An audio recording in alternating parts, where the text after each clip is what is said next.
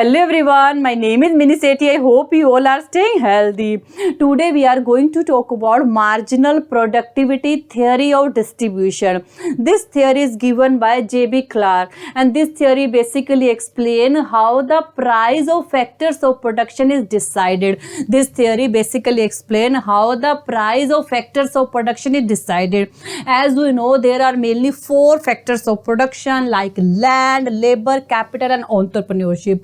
Land receive rent, labor receive wage, capital receive interest, entrepreneurship receive profit. Or we can say that rent, wage, interest and profit is price of factors of production.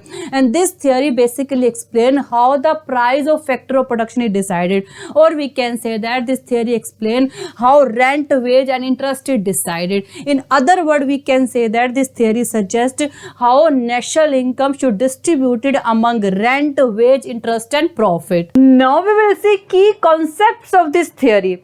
This theory based on some key concepts. First is marginal physical product. In short, we can say the MPP. Second is value of marginal product. In short, we can say the VMP. Third is marginal revenue product. In short, we can say the MRP. One by one we discuss about each. So firstly, we are going to talk about marginal physical product. Marginal physical product is increase in total product of firm as additional unit of factor of production is applied. Marginal physical product is increase in total product of firm as additional unit of factor of production is applied. Or we can say that marginal physical product tell us how much our total production increase when we add one more unit of factor of production. For example, when 5 labor working, our total product is 100. When 6 labor working, our total product is 130. You can see when we increase our labor from 5 to 6 means when we add one more labor, our total product increase from 100 to 130. 130 minus 100 is equal to 30. This 30 increase in total product when 6th labor started work is called marginal physical product. This 30 is marginal physical product of 6th labor. So we can say that marginal physical product is increase in total product of firm as additional unit of factor of production is applied. Now we are going to talk about value of marginal product. In short, we can say the VMP, and marginal revenue product. In short, we can say the MRP. We can calculate the value of VMP when we multiply MPP with price of product. Here MPP is marginal physical product and we have already discussed about it. And we can calculate the value of MRP when we multiply MMP with MR. Here MMP is marginal physical product and MR is marginal revenue. And VMP basically tell us value generated by each additional unit, and MRP tell us revenue generated by each additional unit. This theory work under perfect competition. As we know, under perfect competition we assume price is equal to marginal revenue, and MPP and MPP in both are same. That's why in this theory we also assume VMP is equal to MRP, or we can say the value of marginal product is equal to marginal revenue product. According to this theory, firm should hire labor up to that number where wage rate of labor should equal to their VMP. According to this theory, firm should hire labor up to that number where wage rate of labor should equal to their VMP. As we earlier discussed, VMP is value of product that is produced by labor. So we can say that according to this theory, firm should hire labor up to that number where wage rate of labor should equal to value of their product. We clearly understand this with the help of one table. In this table, first column we have L. L means land. Second column we have C. C means capital. Here we assume land and capital are constant. In third column LA means labor. Next column TP means total product. Next column we have MMP. MMP is marginal physical product and we have already discussed about it. Next column we have VMP and MRP. As we earlier discussed, in this theory we assumed VMP is equal to MRP. Next column we have wage rate. A AW means average wage rate, MW means marginal wage rate. Because we are working under perfect competition, that's why we assume average wage rate is equal to marginal wage rate. Now we are going to calculate MMP, marginal physical product.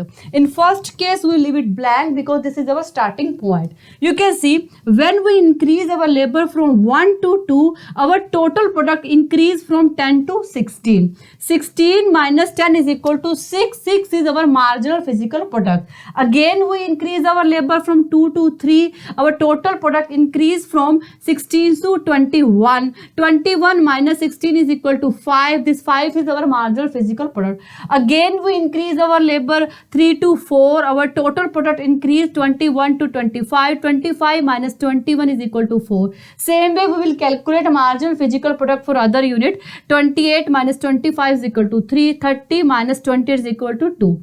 Now we are going to talk about VMP. As we earlier discussed, formula of calculating VMP is MMP multiply with price. Means when we multiply price with MMP, we can get value of VMP. So this is our MMP, and here we assume price of product is 5. So 6 minus 5 is equal to 30. 30 is value of VMP. 5 multiply with 5 is equal to 25. 25 is value of VMP. 4 multiply with 5 is equal to 20. 20 is value of VMP. 3 minus 5 is equal to 15, and 2 minus 5 is equal to 10, and this is value of our VMP. As we earlier discussed, according to this theory, firm should hire labor up to that number where wage rate of labor should equal to their VMP. In this table you can see when firm employ 4 labor, its VMP become equal to wage rate. You can see at 4 labor VMP is 20, wage rate also 20, means VMP is equal to wage rate.